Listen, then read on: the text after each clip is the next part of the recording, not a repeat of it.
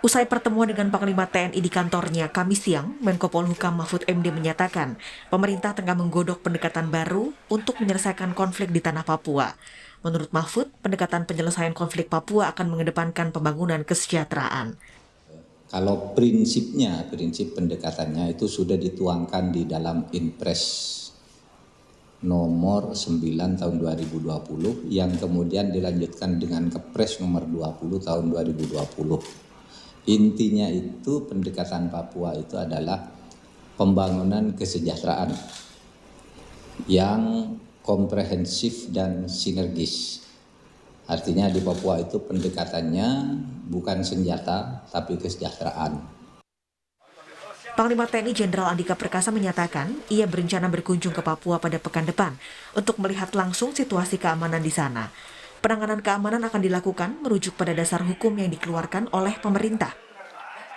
Jadi sesuai dengan yang dijelaskan oleh Bapak Menko Polhukam, saya menggunakan dasar hukum yang memang sudah dikeluarkan oleh pemerintah. Dan itu nanti secara detail akan saya jelaskan pada saat saya di Papua minggu depan.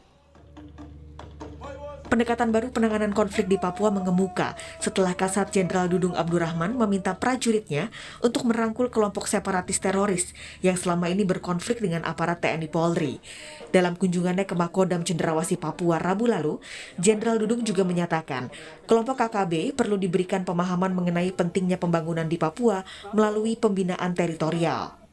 Tadi saya sudah sampaikan kepada pasukan yang akan melaksanakan tugas bahwa tugas di Papua ini adalah bukan tugas untuk melaksanakan operasi perang, bukan, tetapi membantu Polri dan membantu pemerintah daerah untuk memulihkan jalur perekonomian, memulihkan situasi keamanan di sini.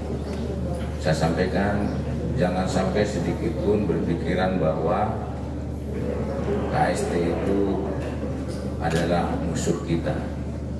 Mereka adalah saudara-saudara kita yang belum paham ya tentang Negara Kesatuan Republik Indonesia. Anggota Komisi Hukum DPR Nasir Jamil berpandangan pemerintah perlu konsisten dalam penanganan konflik Papua karena kelompok KKB di Papua sebelumnya telah ditetapkan sebagai kelompok teroris.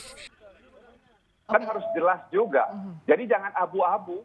Oke, jadi kalau Bung Nasir melihat ini sikapnya abu-abu kalau statusnya KST tapi pendekatannya dengan merangkul begitu?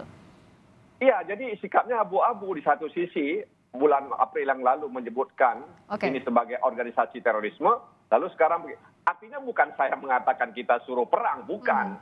Tapi konsistensi itu yang dibutuhkan agar rakyat memahami bagaimana sikap pemerintah yang sebenarnya. Oke.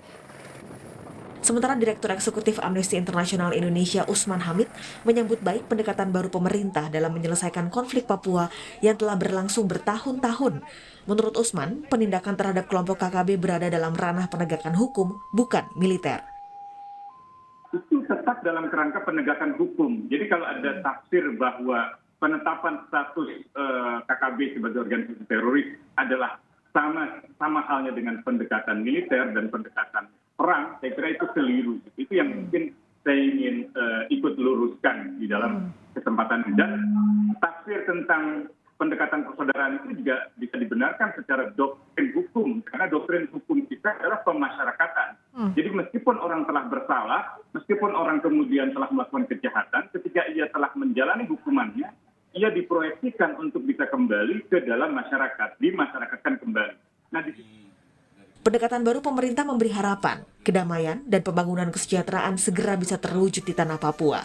Terlebih, konflik telah berlangsung lama dan memakan korban anak bangsa. Tim Liputan Kompas TV.